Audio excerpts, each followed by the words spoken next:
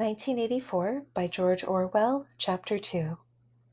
As he put his hand to the doorknob, Winston saw that he had left the diary open on the table, "Down with Big Brother."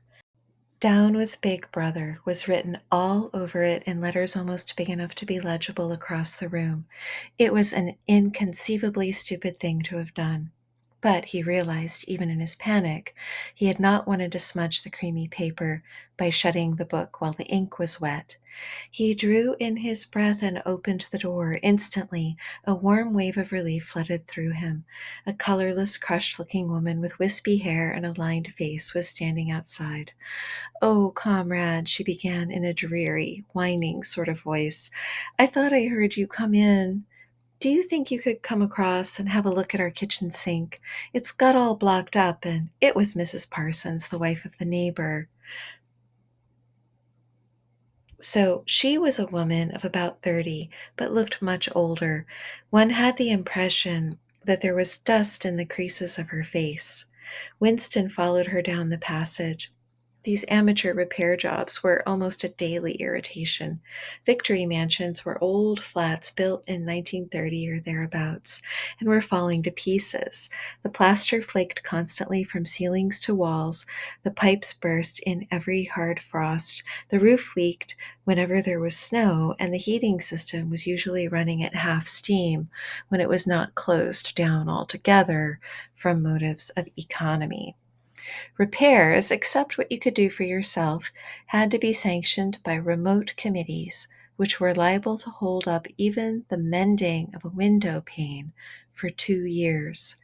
"Of course, it's only because Tom isn't home," said Mrs. Parsons vaguely. The Parsonses' flat was bigger than Winston's and dingy in a different way.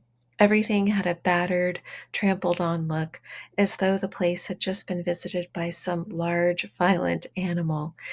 Games, impediment, hockey sticks, boxing gloves, a burst football, a pair of sweaty shorts turned inside out, lay all over the floor and on the table. There was a litter, dirty dishes, dog-eared exercise books.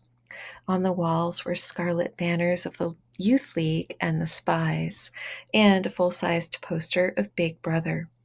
It was the usual boiled cabbage smell common to the whole building, but it was shot through by a sharper reek of sweat, which one knew this at the first sniff, though it was hard to say how, was the sweat of some person not present at the moment. In another room, someone with a comb and a piece of toilet paper was trying to keep tune with the military music, which was still issuing from the telescreen. "It's the children," said Mrs. Parson, casting a half-apprehensive glance at the door. "They haven't been out today, and, of course," she had a habit of breaking off her sentences in the middle. The kitchen sink was full nearly to the brim with filthy greenish water, which smelt worse than ever of cabbage. Winston knelt down and examined the angle joint of the pipe. He hated using his hands, and he hated bending down, which always was liable to make him start coughing. Mrs. Parsons looked on helplessly. Parsons was Winston's fellow employee at the Ministry of Truth. Mr. Parsons, that is. He was a fattish but active man of paralyzing stupidity, a mass of imbecile enthusiasms, one of those completely unquestioning, devoted drudges on whom, more even than on the thought police, the stability of the party depended. At 35, he had been unwillingly evicted from the Youth League. Before graduating into the Youth League, he had managed to stay on in the Spies for a year beyond the statutory age. At the ministry, he was employed in some subordinate post for which intelligence was not required, but on the other hand, he was a leading figure on the sports committee and all the other committees engaged in organizing community hikes, spontaneous demonstrations, saving campaigns, and voluntary activities generally. He would inform you with quiet pride between whiffs of his pipe that he had put in an appearance at the community center every evening for the past 4 years. An overpowering smell of sweat, a sort of unconscious testimony to the strenuousness of his life, followed him about wherever he went, and even remained behind him after he had gone. "Have you a spanner?" said Winston, fiddling with the nut on the angle joint. "A spanner," said Miss Parsons, immediately becoming invertebrate. "I don't know, I'm sure. Perhaps the children." There was a trampling of boots and another blast on the comb as the children charged into the living room. Mrs. Parsons brought the spanner. Winston let out the water and disgustedly removed the clot of human hair that had blocked up the pipe. He cleaned his fingers as best he could in the cold water from the tap and went back into the other room. "Up with your hands!" yelled a savage voice. A handsome, tough-looking boy of 9 had popped up from behind the table and was menacing him with a toy automatic pistol, while his small sister, about 2 years younger, made the same gesture with a fragment of wood. Both of them were dressed in blue shorts, gray shirts, and red neckerchiefs, which were the uniform of the spies. Winston raised his hand above his head, but with an uneasy feeling. So vicious was the boy's demeanor, and it was not altogether game. "So you're a traitor!" yelled the boy. "You're a thought criminal. You're a Eurasian spy. I'll shoot you. I'll vaporize you. I'll send you to the salt mines." Suddenly they were both leaping around him, shouting, "Traitor! Thought criminal!" the little girl imitating her brother in every movement. It was somehow slightly frightening, like the gamboling of a tiger cub, which will soon grow up to be a man-eater. There was a sort of calculating ferocity in the boy's eye, a quite evident desire to hit or kick Winston, and a consciousness of being very nearly big enough to do so. It was a good job it was not a real pistol he was holding, Winston thought. Mrs. Parsons' eyes flitted nervously from Winston to the children and back again. In the better light of the living room, he noticed with interest that there actually was dust in the creases of her face. "They do get so noisy," she said. "They're disappointed because they didn't go see the hanging. That's what it is. I'm too busy to take them, and Tom won't be back from work in time." "Why can't we go see the hanging?" roared the boy in his huge voice. "Want to see the hanging! Want to see the hanging!" chanted the little girl, still capering round. Some Eurasian prisoners, guilty of war crimes, were to be hanged in the park that evening, Winston remembered. This happened about once a month, and it was a popular spectacle. Children always clamored to be taken to see it. He took his leave of Mrs. Parsons and made for the door, but he had not gone 6 steps down the passage when something hit the back of his neck, an agonizingly painful blow. It was as though a red-hot wire had been jabbed into him. He spun around just in time to see Mrs. Parsons dragging her son back into the doorway while the boy pocketed a catapult. "Goldstein!" bellowed the boy as the door closed on him. But what most struck Winston was the look of a helpless fright on the woman's grayish face. Back in the flat, he stepped quickly past the telescreen and sat down at the table again.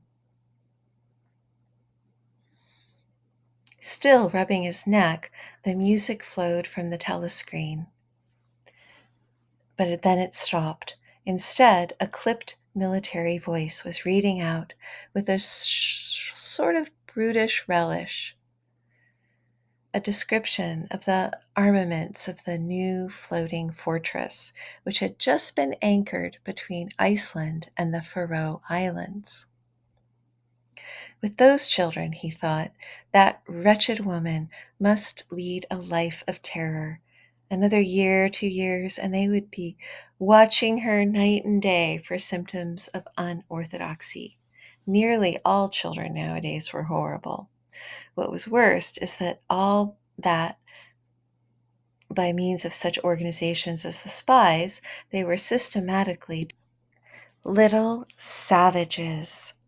And with good reason, for hardly a week past, in the Times did not carry a paragraph describing how some eavesdropping little sneak, child hero was the phrase generally used, had overheard some compromising remark and denounced his parents to the thought police.